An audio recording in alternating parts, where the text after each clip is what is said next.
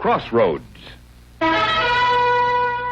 Each Crossroads story is based on the actual experiences of American clergymen, pastor, priest, or rabbi, the men who give inspiration and guidance to people at the crossroads of life. These dramatic stories are presented with the cooperation of our Board of Advisors, Captain Maurice M. Witherspoon, Father George B. Ford, and Dr. William F. Rosenblum. Now for our story.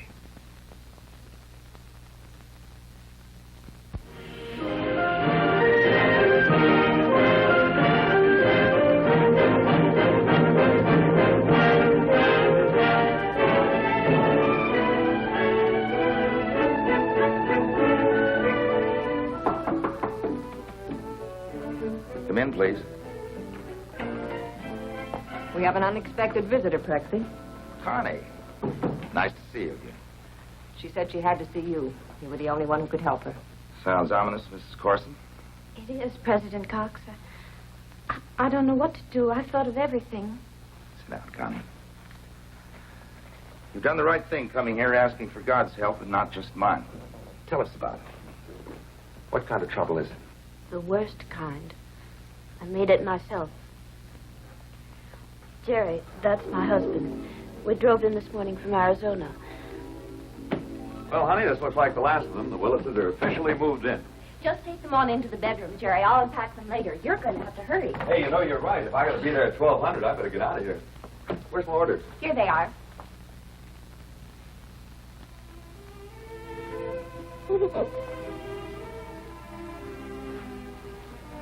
I hope you won't give the duty officer the impression you're in a hurry to go to Japan. We like having you here. That makes it unanimous, too.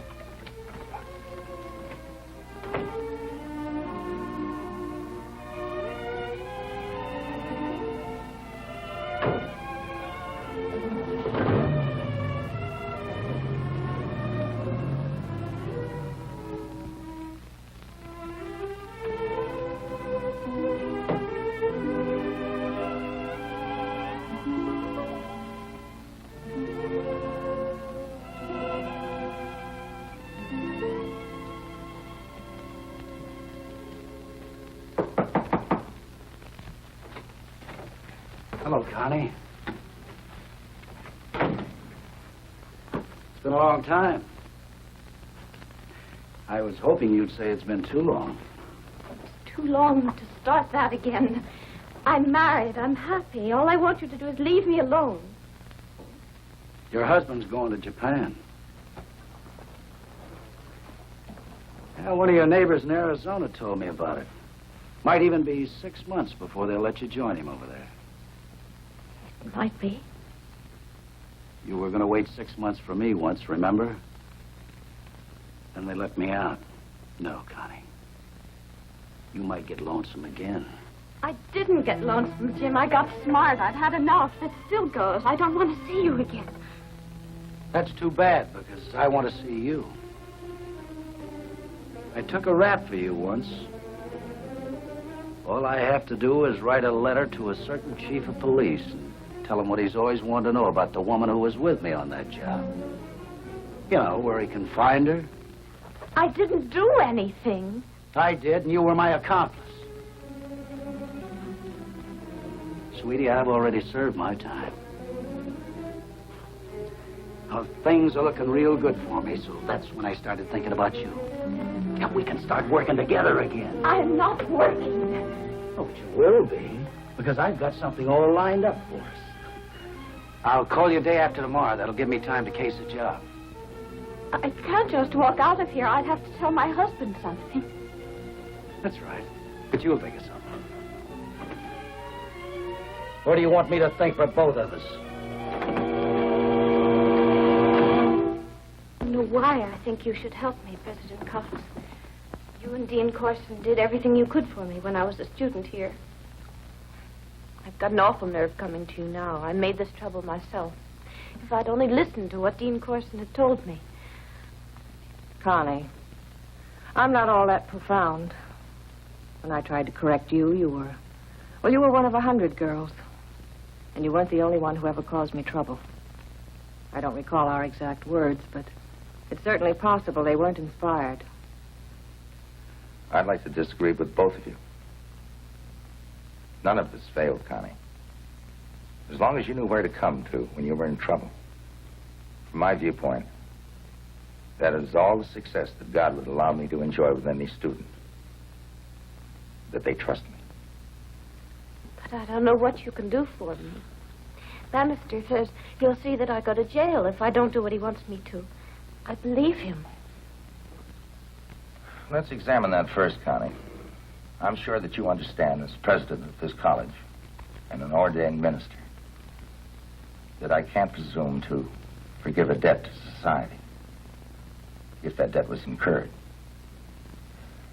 What did you and Bannister do out in Arizona? I met him right after you sent me home, President Cox. I was looking for a thrill, I guess. We ran around with a pretty wild bunch of kids, did things just for kicks. Then Bannister, Jim, said it was time we got to turn pro, got a real charge. The other kids were scared, but I wanted to show Jim that I was his kind of girl. I drove him to the liquor store that he was going to hold up. He went inside, and I sat there with the engine running. I saw a policeman coming. I was afraid. I got out of the car, and I ran. The officer saw me, but he was never able to identify me. Jim got caught in the store and went to jail. We'll have to contact that police department and see if the charge is still open. I can't go to jail. My husband, if he finds out what sort of girl I was, I don't know what he'd do. My baby, what will happen to her? We know what will happen to her. If we allow Bannister to use this to force you to help him in new crimes, you can't cure one debt by making others. I came here because I wanted your help. I heard that, Connie, but you came to the wrong place.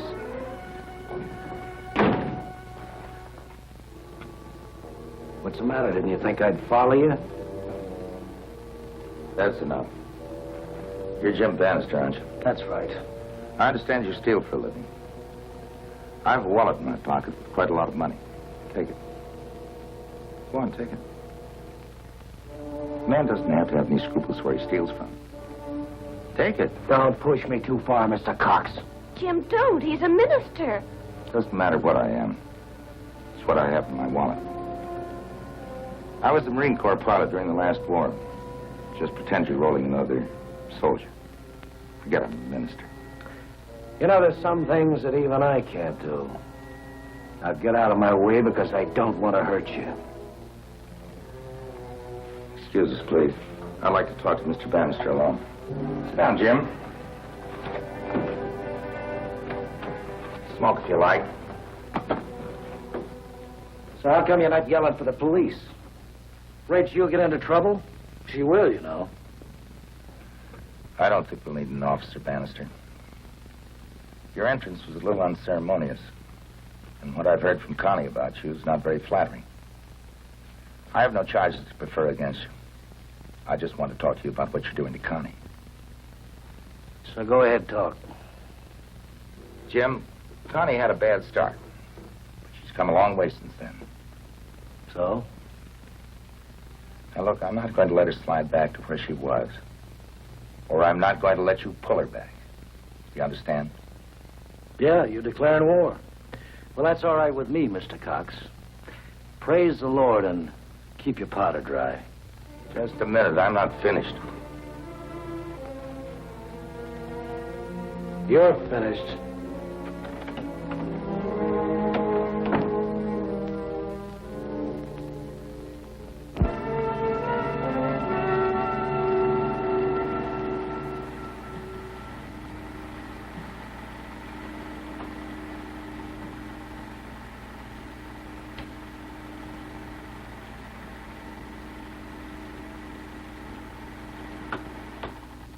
Now, you've just seen some film showing you several men, one of whom may be the man we want. Now, all of you here have seen this man at least once. That's when he robbed you. Can you identify anyone you saw in this film? I don't know. That last man you showed us, I don't know, but there was something about him. He could be the one. Well, I don't think so. He looked something like that, didn't he? Maybe, but wasn't that good looking. What is this, a beauty contest? I say he's the man who held us up. Well, I say he isn't. And I'm your cashier, and I ought to know. All right, thank you very much, ladies and gentlemen. We'll get back to you as soon as we develop anything further on the case.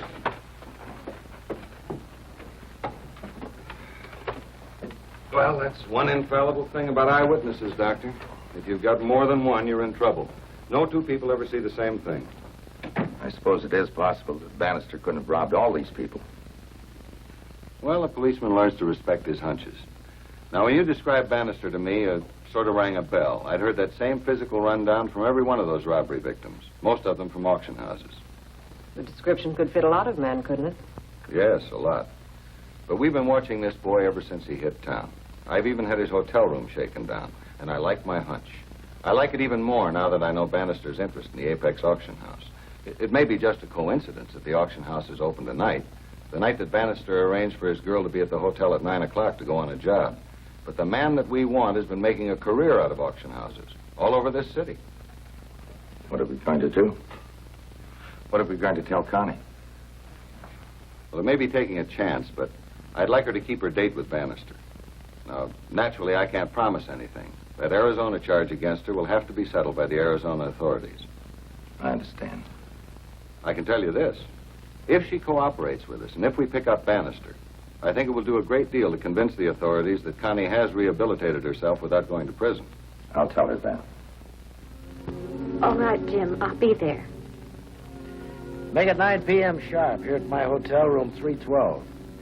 Oh, this job will be a pushover. They're selling out some movie star's mansion, so there'll be a lot of money. Now, look, sweetheart, don't keep me waiting. I won't.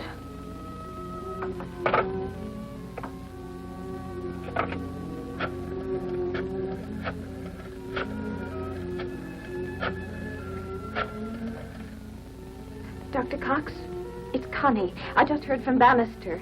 I'm meeting him at his hotel at 9 tonight. The job is set. Tell the police. He said something about a movie star's mansion being sold out, a lot of money. My baby's crying. I'll have to go now.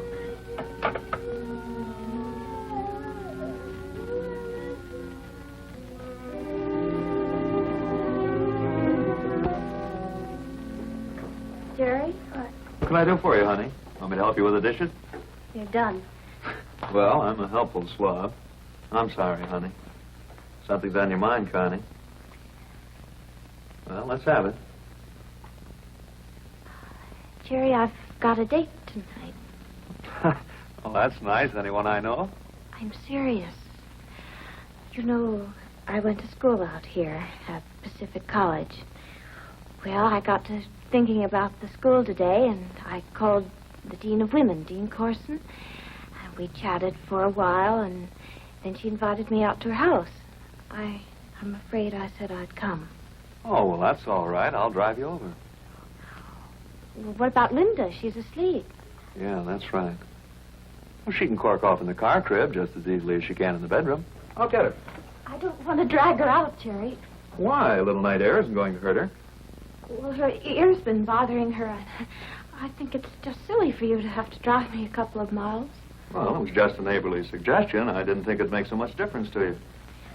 Do you want to call Mrs. Corson and find out if that's where I'm really going? Is that what you're driving at? Now, honey, what kind of a remark is that? Of course I'm not going to call Mrs. Corson. Well, if you don't trust me. Why shouldn't I trust you? You're a good driver. The car's insured, isn't it?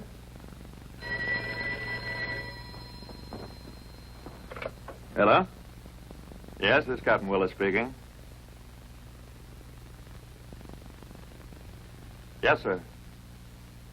I'll be there in 20 minutes. Hate to foul up your plans, sweetie, but that's the duty officer at the airbase. Jerry, you're not leaving tonight. No, assistant duty officer turned up with a hot appendix, and they want someone to take his place. Transient officers take turns, and it's my turn tonight. Sorry, but I guess you can call it off with Mrs. Corson, though. I think Mrs. Corson will understand. Okay, bye.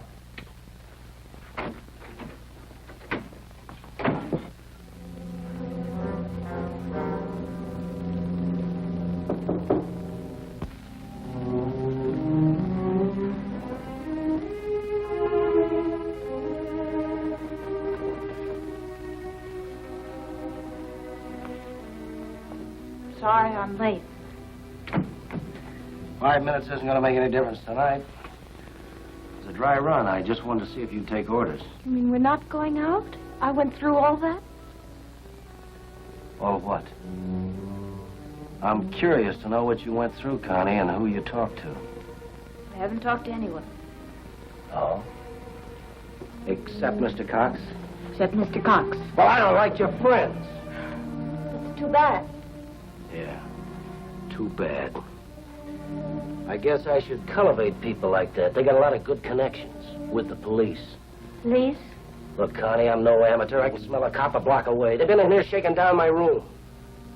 Every time I turn around, I see a guy in a pork pie hat. Different guys, different hats, but they're all cockeyed from watching me without looking at me. I don't know what you're saying. I'm hot, Connie, and I know how I got hot. And I know who to thank. You and Mr. Cox. Now you get out of here. You tell your friends to call off the police because they're wasting their time. Just a minute. I'll get in touch with you, sweetie. And you can count on that.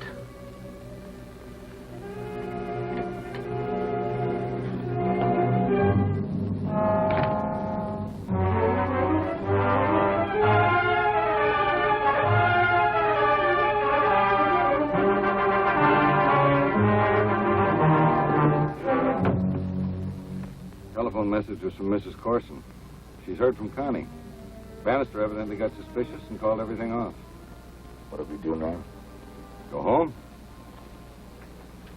You know, Doctor, we've been after this guy for a long time. I told you he was a sharp operator. This will give you some idea of just how sharp he really is.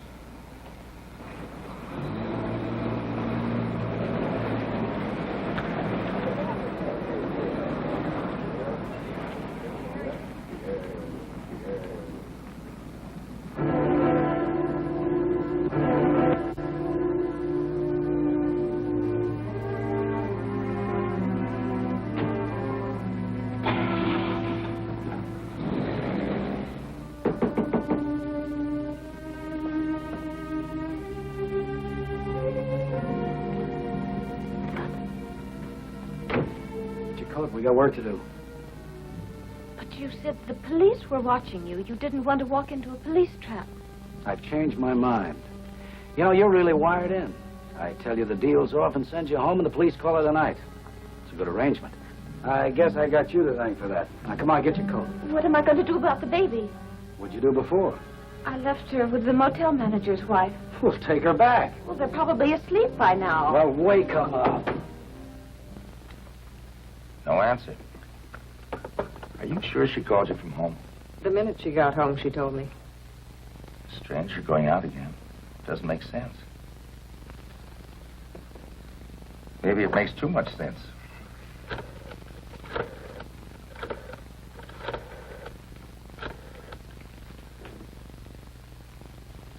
May I speak to Inspector Howard, please? Inspector Howard, this is Dr. Cox. I thought you'd want to know that Mrs. Willis is going out again tonight. I don't know, but sometimes even a minister has to play a hunch, Inspector. You said Bannister was a sharp operator. I'd hate to think he was too sharp. Right. I'll meet you there. Come on. I'm taking you to an auction.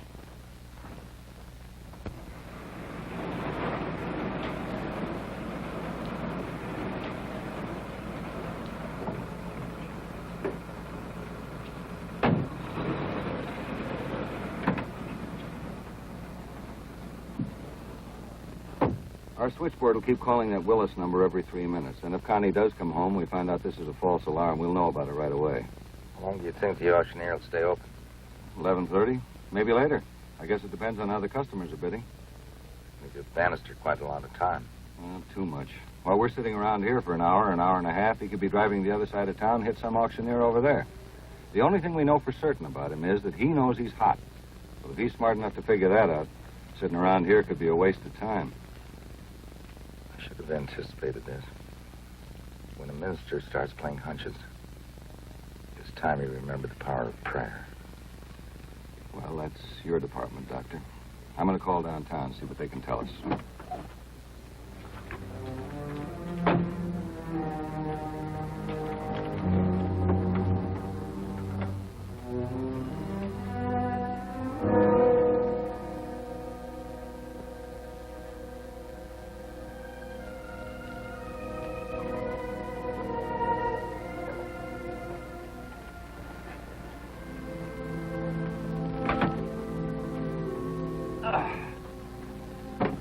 Well, I can tell you this much about your hunch or your prayer, Doctor.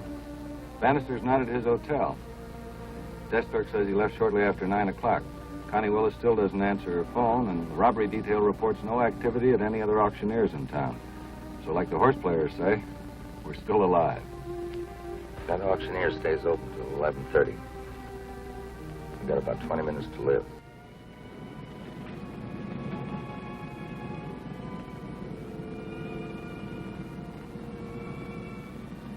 Now remember, don't make a move till you see me come out that door. You be rolling, I'll jump in.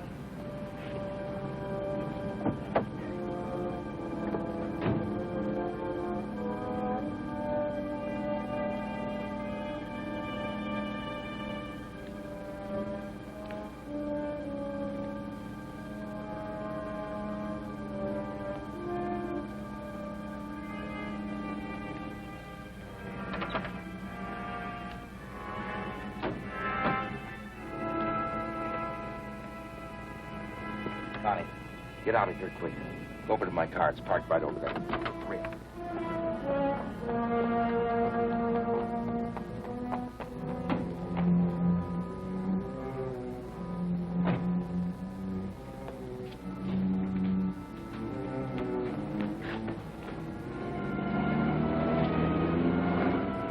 Call the cops. Oh, there he goes. He's up that side. There's my chance. Connie, what the... I wouldn't try that if I were you, Bannister. Just give me that gun and put your hands behind your head.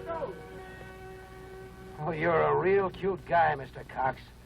I hope you plan to visit your friend Connie in prison. You can take her some goodies on visiting day. I'm sorry, Mr. Bannister. I don't know anyone by the name of Connie. Inspector, you know anybody by that name? Connie Willis. Never heard of her. Well, the chief of police in Arizona... Funny thing, I talked to the chief. He doesn't know anybody by that name. Get out.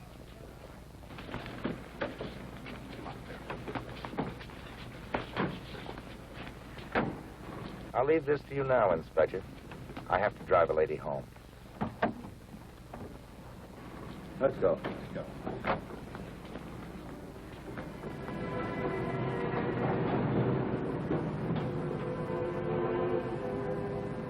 Connie?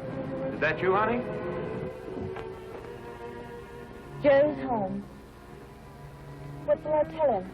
I'll save you the anxiety, Connie. I already told him. What did he say? Let him tell you.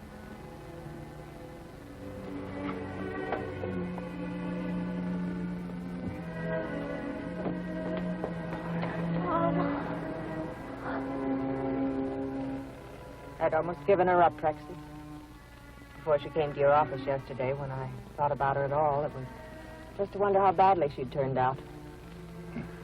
I'd given her up. God hadn't. Let us pray that the Arizona authorities will overlook and understand her only youthful mistake.